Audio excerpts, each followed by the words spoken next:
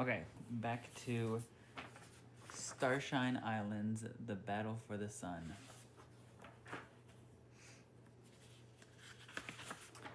Alright, Chapter 1, Preparations.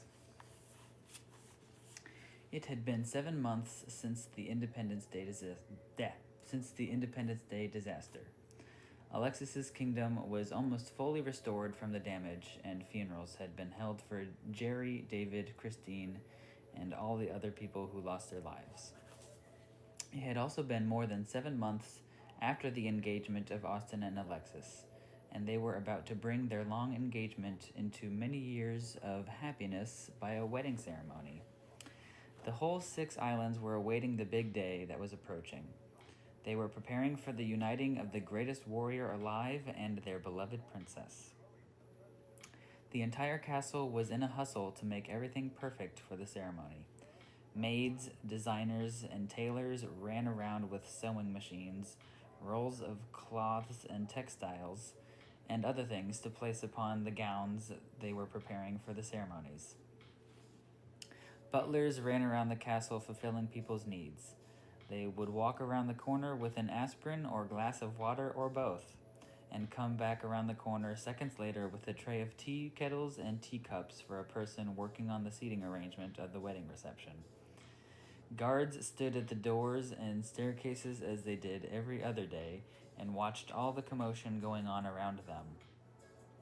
Occasionally, one of the people running around the room would come up to one of them and ask where the dining room or the conference room or the kitchen was, when the guard would lead the way down one of the many hallways leading out of the entry room to one of the thousands of rooms of the enormous castle. Layer upon layer of people who had entered and exited the castle that day had something to do with the wedding. Groomsmen, bridesmaids, flower girls, ring bearers, horse trainers, cake decorators, wedding planners, chefs, musicians, architects, landscaping artists, makeup artists, barbers, artists, many thousands of people. "It's finally here, Austin," Alexis rejoiced. She wrapped her arms around Austin and they brought their lips together. "Yes, but there are so many things that we must do in order to be ready for the ceremony. I mean, there's building the sanctuary in the middle of the courtyard. There's baking the cake, flying everyone down here, making sure nothing happens, protecting 6 islands from everything out there.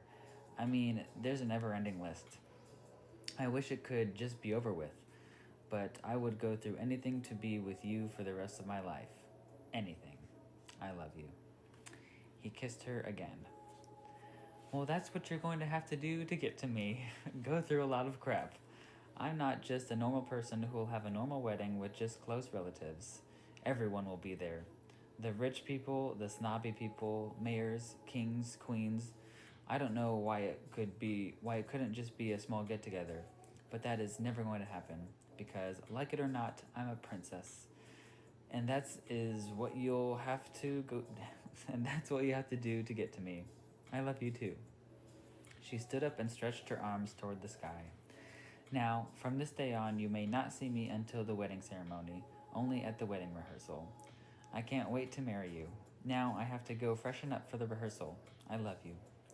She walked away from the small bench they had been sitting on and walked across the grass to the glass doors leading to the castle. She put her hand across her mouth and leaned it toward Austin, her palm still placed on her chin, and blew a kiss to her fiancé, who still sat on the bench. And I know you can't see it, but that is the world's longest paragraph. Okay. She walked into the castle, dreaming about the day she had dreamt of since her childhood. She then walked up the main staircase toward the designing room, in which her tailor and designers were awaiting her arrival. "Princess Alexis, how wonderful it is to be your tailor," the man who sat across the large leather couch said with his very heavy French accent. "It is a pleasure to meet you. Thank you for coming to the islands on such short notice," Alexis replied, holding out her hand with her palm down, waiting for the tailor to greet her properly. He reached out his hand and held the tips of her fingers under his thumb. He brought her hand under his chin and placed his lips upon the back of the glove-covered hand.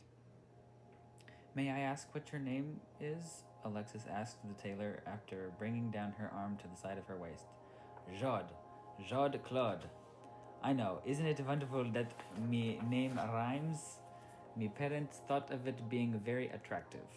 He smiled at her with a full smile, showing all of his very short teeth, which looked like they hadn't fallen out yet. Well, what did you have in mind for my gown for this evening at the rehearsal? Alexis asked.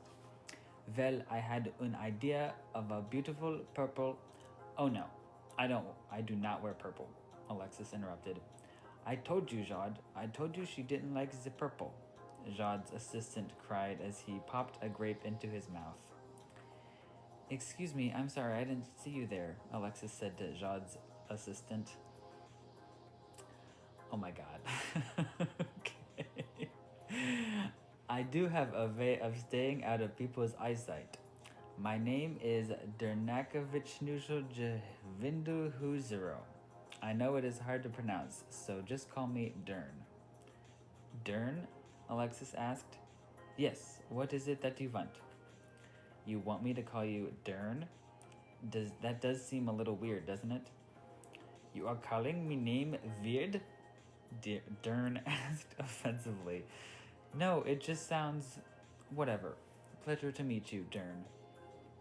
It's my pleasure. I never knew you had such great curves around the waist. Well, thank you. Well, I heard you two were very professional, so I couldn't bear not having you make my wedding gown. Now, since me idea for purple wasn't a good one, me could change it to light pink, magenta, peach, pink. What sounds good with you? Jaude said. God. Well, it could be white with pink or red sleeves. You choose the design. Nothing too fancy, no poofy or flashy sleeves. Just light sleeves. Just surprise me with the design. Wow. Oh my god. Well then, Jaude said, meaning well then. Me have wonderful idea for dress. Me go over it with Jaude and we see what we can do. Don't worry, we have everything under control, Dern said, walking to the easel to start the designing process. Well, thank you again for coming on such short notice to create my gown. It means so very much to me.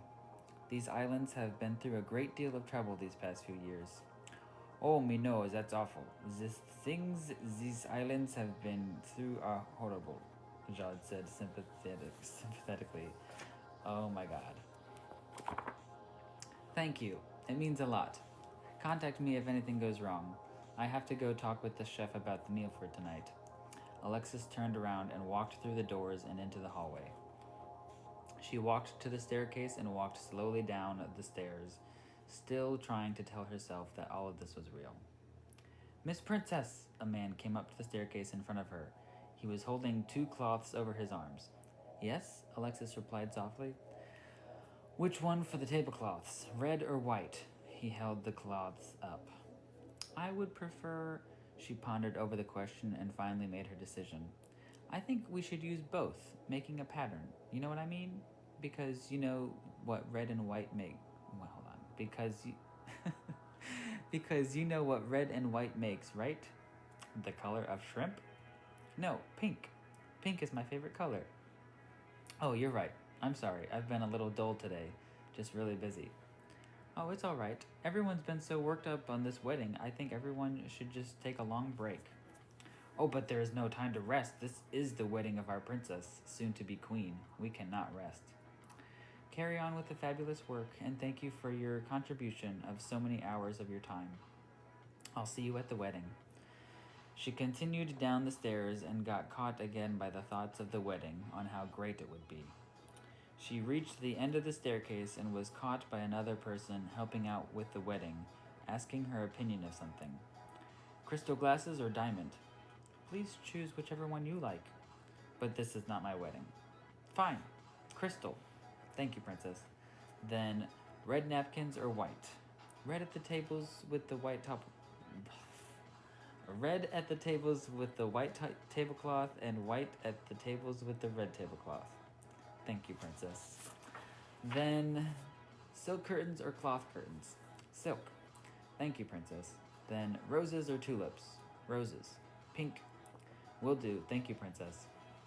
Then, diamonds or rubies? For what? Chandelier. Both. Thank you, Princess. Then, Princess, hold on. Alexis walked away from the artist standing in front of her. She walked over to the people bringing in chairs for the orchestra rehearsal. Excuse me, can I borrow one of those for a second? She asked. Excuse me? Just put it down for a second. She grabbed the chair from his hands and placed it on the floor. She put her foot on the seat and pulled herself onto the chair. Excuse me, she said into the continuance of noise in the entrance room. Excuse me! Everyone stopped and stared at her. Now, is there anything else that any of you need my opinion for? Alexis asked. Yes, I need to know if you want white plates or clear plates, one of the many people announced. Well, if there are any other decisions I need to make, go to the desk in the rear lobby in the back of the castle. Just ask the receptionist at the desk the question you were to ask me, and I will get to all of the answers before the wedding tomorrow. Thank you. And by the way, whoever asked me about the plates, I want clear plates. They look better. Thank you again, everybody. She got off of the chair and walked to the hallway leading to the kitchen. There was a sudden rush to the hallways leading to the rear of the castle. Alexis walked down the hall and entered into the kitchen. Sorry I'm so late, she apologized to the chef. Oh, no need for apologizing, Princess. I know it must be a lot of decision-making for you. You are so right about that. So, what are you planning for the meal tonight? Oh, the question is, what are you wanting for the meal tonight? The chef replied. Do you have any pot roast or steak? Yes, very much so. We also have enough lobster to serve the amount of people attending. Oh no, no seafood. Thank you, but no. Okay, dump the seafood. Got it. Well, we also have potatoes for a side, mashed or baked. Both. Just let the people attending choose. We also have a large vegetable tray we will put on display for a little buffet. We can also put other choices for the buffet. It is a night of decisions, and that will never change. No. That's for sure. We have many choices of salads also. Caesar, also a French salad, it's new. We have regular salad with no ranch for people on diets. Fruit salad, Asian salad, the list goes on for miles. Well, just cut off a few of those choices. I don't want anyone going through the headache I'm going through right now. It's from all of the decisions. That is pretty much all we needed your opinion for. We can take care of the rest ourselves. We? Oh yes, you did not think that I could do all this myself, did you? Well, I just thought that you were working with the chefs that work here. Actually, I need my professional team that I have been working with all my years of being a chef. I always work with them. If that will be a problem, I could... Oh no, I don't want to bombard you in on your cooking. It is fine if you work with your team, Alexis interrupted. I need to go now and get ready for the rehearsal. Thank you. Alexis walked out of the kitchen and into the hallway. She pranced through the large anteroom that was once again bustling with people who were preparing for the wedding. She slowly walked to the staircase, which led to the third floor where her dressing room was. She walked up the stairs, ignoring all the people who came up to ask her questions. She reached the third floor and walked through the hallway straight ahead. She went to the end of the hallway and entered the door at the far left. She walked into the room. It was filled with gowns, skirts, hats, and many other things that Alexis wore in the years before. She was greeted by makeup artists, hair people, and other people to help her freshen up for the parties. That was all chapter 1.